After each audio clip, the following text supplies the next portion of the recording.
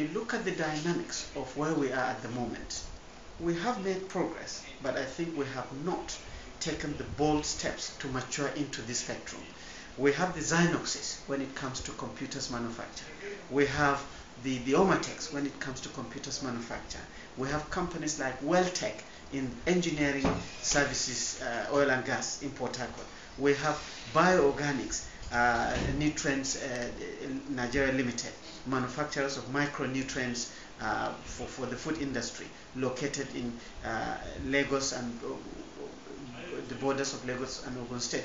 And so these type of examples, Nigeria must be able to take advantage of the very vast educational landscape within the country and the diaspora capacity to ensure that we leapfrog, we utilize these foundational platforms to evolve this kind of standard technological presence globally.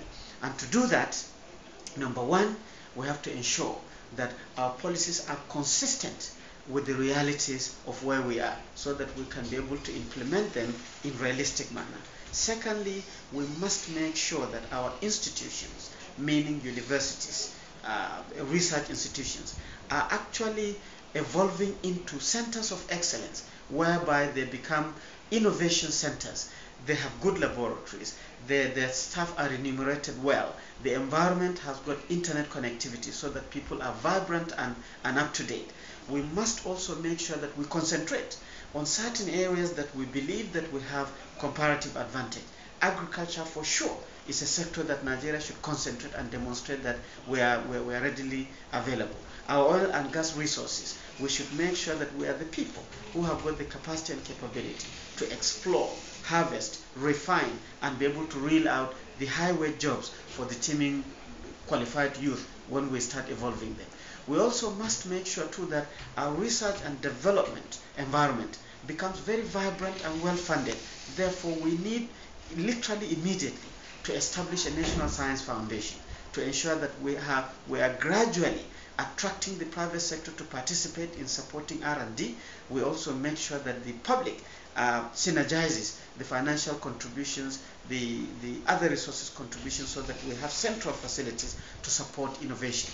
These are some of the few things that we have to get right, and I believe that we are on track. Well, you see, within our, for instance, we have a program that we silently call Paradigm Shift Brain Gain. Paradigm Shift Brain Gain. We have a lot of programs, Naseni. In fact, Naseni will not, maybe if you think it's done well, I believe we've done a few things right. We've done a lot of this also in collaboration with people from diaspora. We bring the knowledge back. Not the guys who shout to make all the noise about diaspora organization, but the brightest young people. We have collaboration from MIT, from Princeton, from Cambridge in the UK, University of Singapore, Florida State University. All those bright people. There was some. Usually, I was also lucky. I've taught them when I was a teacher at TIFE. They are helping me. And some of the younger people that I didn't teach, who have come to meet on different kind of fora, they are helping me to promote these ideas. That sounds crazy, but now when we started this issue of paradigm shift 6 years ago, people thought, well, this is a pie in the sky, but now it's on ground. People come all over the world. This is world class. This is world class. So that one, it worries me generally, but again, I'm managing my stable optimally. The outsourcing program has not been very successful. We know that it was launched in January 2006. Immediately after the launching, we went to California. We went to Silver Valley.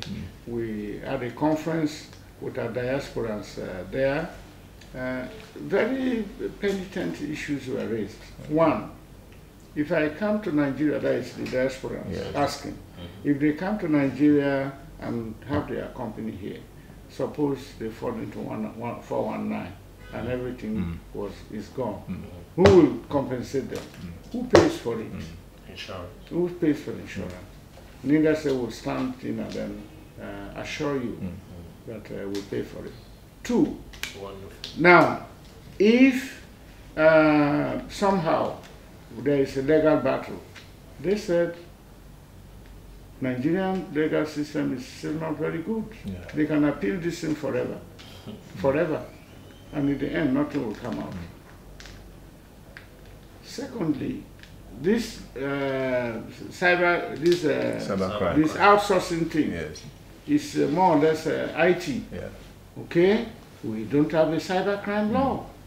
Back in 2004, we sent a bill to the Assembly. This bill couldn't go through.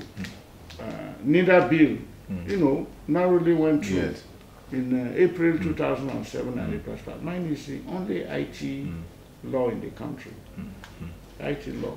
I drove this thing to a successful signing of the act. The point is, we are aware that most crimes they commit electronically are not tenable in court right now in Nigeria. Yes. And that alone is a problem. How would they, they said, how would they come, even in their country? If you look at the crime history of cybercrime, the problems, US, maybe Canada, China, and maybe Nigeria will come next. If you look at the population of US and population of cybercrime problems in the US, I mean, it's so large if you look at the proportion. Yes. So we need to do something to make sure. About it. Our judicial system need to have more, regulatory laws or things to make sure that we keep checking. When there is problem on this, we want to make sure that these things are judicially fast-tracked so that we can come out with judgment. So I think those are the problems that are making the outsourcing very difficult. But we are still going on with BPOs, business process outsourcing, which is booming in India, South Africa, even Ghana here, and so on. So we are still working on it. But also, lastly, security problems. If you're a businessman doing well overseas, you're concerned. I mean, before you come, you will have to look at it. Yes. Power problem, they mention. Yeah. Most of the time you run on generator. Yeah. Extra cost. And so on. So those are some of the problems which you know already.